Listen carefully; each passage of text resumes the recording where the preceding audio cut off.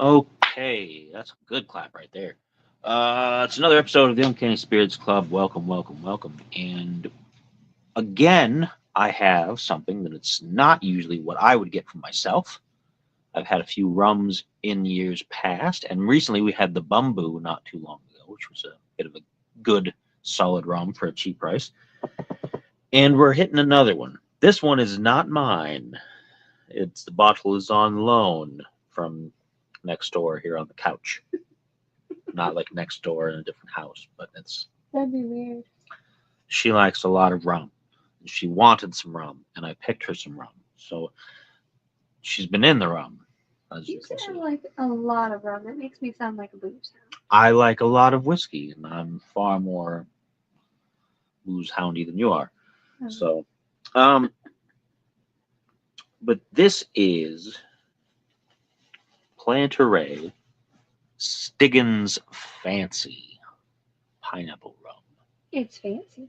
An 1824 recipe, original dark, infused with pineapple barks, which is interesting. You have to read the little story Um, in the back. It's very. this is a big story. I'm not reading everything. Read a blurb Um, first. but it talks about the lineage and about how it uses Queen Victoria pineapples, which I didn't know were a thing. Mm-hmm. I knew about Victoria sponge. I knew about other things like that, but I didn't know about. That's a cake, by the way, for anybody who doesn't know. It's a cake. Okay, I don't know what you might have thought it was, because I can't imagine what people might think hearing Victoria sponge. It's a cake. I'm cultured. I know some cakes sometimes. Um, but apparently the Queen Victoria pineapples are considered the best in the world due to their rich, juicy flesh, which is an entirely different video, and the sweet taste. And it says it works beautifully with rum, and we're about to find out. And there's a picture of Reverend Stiggins. He apparently is or was. I'm sure he's not here anymore unless he's a vampire. He was a fictional character Um, from a Charles Dickens novel. well, there you go. Somebody read the story. Somebody followed the assignment. Um, But in that book, he was a fan of pineapple rum. there's like multiple stories back here too. There's all of this. All of this is setting the stage for the rum. Like this isn't ingredients and stuff. Primarily, this is all just hey, like this is the backstory. So They used two ancient recipes. there's to make this. a lot of reading on this one. It is 80 proof, so 40% alcohol by volume. It's a product of Barbados, unlike this cat, which is a product of Akron, Ohio. And it was $28.99, if I remember correctly. So affordable, definitely affordable. A lot of your rums, for the most part, are pretty affordable until you get into the like the Diplomatico is a bit more than that and some other things, but that's also some deeper, richer things. So, I like this better than the Diplomatica. Spoilers. so I'm going to, and because someone complained last time, speaking of the neighbor on the couch, complained about me adding just a tiny, tiny bit of water last time, You don't add water to rum. unless You you're add water making to grog. whiskey. Unless you're making grog, Well, which I then didn't you're do gonna have a last little time. tiny So I guess splash. my argument did not hold water, even though my glass did. Boo. So I'm going to forgo the water this time and just have the rum. As So you all of should. you purists with your rum drinking and your rules and things that I don't like to follow, I will not have one. You're welcome. I would sing, but I'll get a copyright strike. You are welcome because now you can taste the fabulousness of the full rum experience. So I'm gonna go ahead and pour some over there. Thank you. I'll pour you a bit more. Thank you. It's my second one.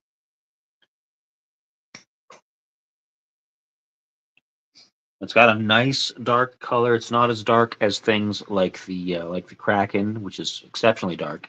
It's also not as dark as Captain Morgan's generally. Captain Morgan's is generally a little bit darker than this because of it being spiced and everything, I imagine.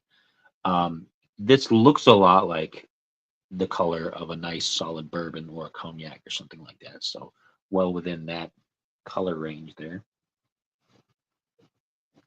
It doesn't exceptionally smell like pineapples. This cat smells terrible, by the way, but that's cats for you. You are not a pineapple Um, vomiter. It smells like it. There is like a sour fruit smell to it, Mm-hmm. but it doesn't remind me of pineapple right off the bat, which is kind of nice because I'm not into things that hit you in the face with some of those fruit flavors. I don't usually like flavored things necessarily. I like the natural flavors that spirits get from how they're matured and how they're distilled. I'm not usually into infused flavors, but it's a good sign that it's not overwhelming me with smacking in the nose, hey, there's pineapple in here. So it's not like a Crown Royal, like the peach or the vanilla or the maple, where it's like it's very clear what flavor it is. Now, I like some of those, but I Some of don't them are. want to get slapped with the syrupy taste of that much sweetness. Yeah, some of them are very syrupy. So we're going to give this a try. Yo ho ho in my glass of rum.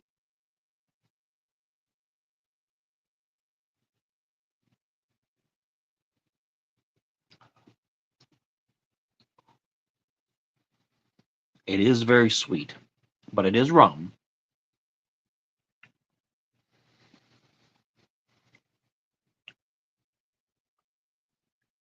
It's interesting because it doesn't. The pineapple is both very present but very subtle. Mm-hmm. And I know that's a contradiction in terms, and I'm going to try to explain it because I can tell that there is a definite heavy essence of pineapple in there. It's almost like it's almost like pineapple candy, but not because it's not artificial tasting, Mm-hmm. but kind of like those old-fashioned pineapple candies that when you're a kid and you're doing like trick or treating or something, and you get assorted things, and within all the chocolates and everything else, you'll get some fruit, some chewy almost. They're hard candies, but as you chomp on them, then they get chewy in your mouth. And there's like strawberry and whatever. I'm trying to pull some of these memories forth as a kid. Um, and Was they a had pineapple long time ones, ago. and it's a little bit like those. It was a long time ago, by the way. I've not been a child for a very long time. Um, as you can see by the gray spottiness in my face here. Um, it reminds me a little bit of the pineapple gummy bears. A little, Hmm. because the essence of pineapple is in those gummy bears. There's a little bit of natural pineapple flavor in those gummy bears that's overshadowed by all the fructose and everything else that goes into a gummy bear, right? But you take a little bit of that sweetness away and you add the warmth of the rum to it. And I don't know if I'm explaining that clear enough, but that's what I'm getting. And if you're intrigued by that, it might be worth a try to find out for yourself. And at the $28.99 price point, you're not really losing out that much if you don't like it. I like it. I'm going to take another one and see if it's changed at all on my palate. Rum usually stays pretty consistent, mostly, as opposed to like a whiskey, which can change based on flavonoids and all kinds of big scientific terms. Where rum usually is like, okay, you've tasted the rum, it tastes like that rum, it's going to keep tasting like that rum. But you never know because taste buds are different. So Mm-hmm. let's try it again and see what we got. And they did say they used pineapple pieces as well as the rind of the pineapple because the rind has the essential oils in it. So that's why it's not quite as like tart and sweet as biting into a pineapple, but it's really good. I think it's really good. And the second one is very similar to the first. Um, it's like I said, it's not a direct like this is pineapple, but you can definitely taste that there's a tropical infusion in there that is not overly artificial. Yeah, it's not like a parrot bay or something It's very not like fake that, tasting. or like the Malibu sometimes is a bit much. Yeah. It is interesting.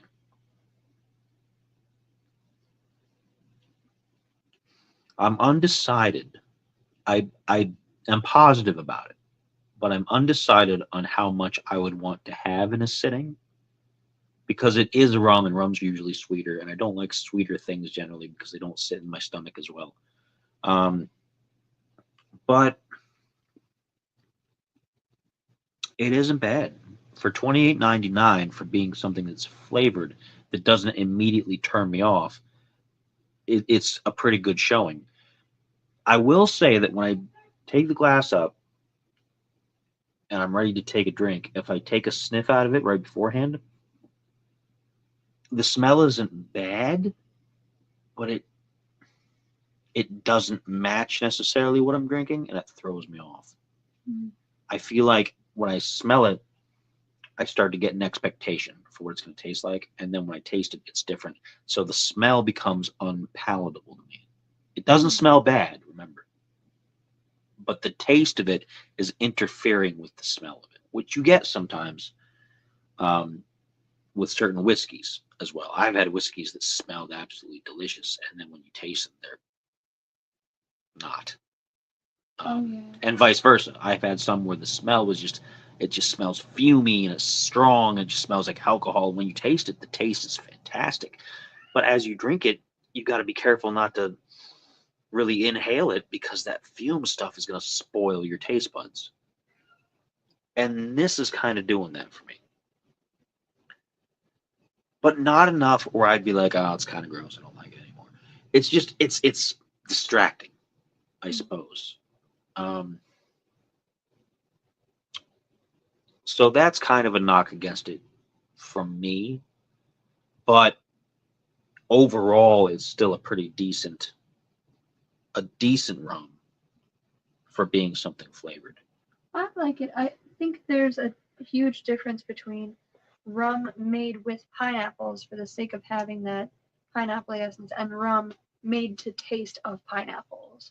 So I like it a lot. Yeah, I would pick this over something that was flavored specifically, like those other things. And like Crown Royal can do that a lot. I drink the flavored Crown Royal usually if I'm in the mood for that kind of a thing. They're so sweet though. Like they've already got the peach ones out and it's not even spring yet. Whereas last year, not maybe it was last year or the year before. I think it was the year before when the peach was big. They expected to be a huge run and everybody was going to buy it out. And there were big signs that said one per customer and things like that. And now there's not. It sat on the shelves after people got their first taste and they were kind of like, it's good, it's peach, but it's a bit much. The blackberry was too much for me. It was so sweet, and I like sweet things. The blackberry from Crown was just way too much. The apple is still okay. The vanilla is good. The vanilla is up there as being pretty good. They had a maple, I think, that I liked. That comes and goes. Yeah. Because it's a Canadian whiskey, so of course they were going to try something with maple syrup at one point or another. It'd be like drinking syrup. Not necessarily. The caramel is decent, the salted caramel when you can get it. Did we try that one? Yeah, sometime in the past. I don't know if I was doing videos at the time though. So if I can actually manage to snag a bottle sometime in the near future, it'll come out again in the fall, so it'll be almost a year before it can get there. But this doesn't quite sit like those do, which is kind of refreshing. Even though I'm kind of like waffly about it and I'm on the fence about it, I would still pick this over something like that within the same price area because stuff like Crown is about $25, $28 depending on which flavor you get, unless you get into the high end single malt stuff. And this is $28.99. So if I was going to pick between the two and I was like, I'm dead set on getting something flavored, this is what I would pick. Now, if I was picking a rum that I liked, I would go cheaper because I'd get the Kraken because the Kraken's like less than $20 generally. But it's super sweet. Usually I get the Kraken because I'm going to mix it with something, like mix it with Coke or mix it with this would be good with like a juice or something like that. Yeah, Cherry this would mix very well with a variety of things too. So if you're looking for something that's not priced super high, that has a nice subtle added fruit flavor, I think that would be a really good option as well. Um, I have some orange bitters here, and we've got some orange peel and things like that. So I might experiment with some of that on my own here and see how that goes. I got that stuff mostly for old fashions, but you can do a lot of things with a couple of simple ingredients with some rum. So, plus I could steal some of the child's mango juice that she's got in the fridge. See, I would just drink the rum. But again, that's personal preference. Um, but that's about all I got for that. I'm gonna show you guys the bottle again. It says it's fancy right on the bottle. Planteray Artisanal Infusion Stiggins Fancy Pineapple Rum, 1824 recipe, original dark.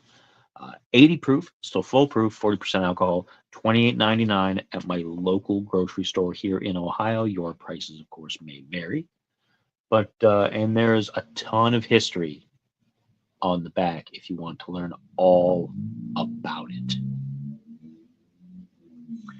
And it's a cork. It's a natural cork by the looks of it. So if that makes a difference for you. So that's it. Tune in next time, and we'll see what I can come up with on the next episode of the Uncanny Spirits Club. Until then, of course, as always, cheers.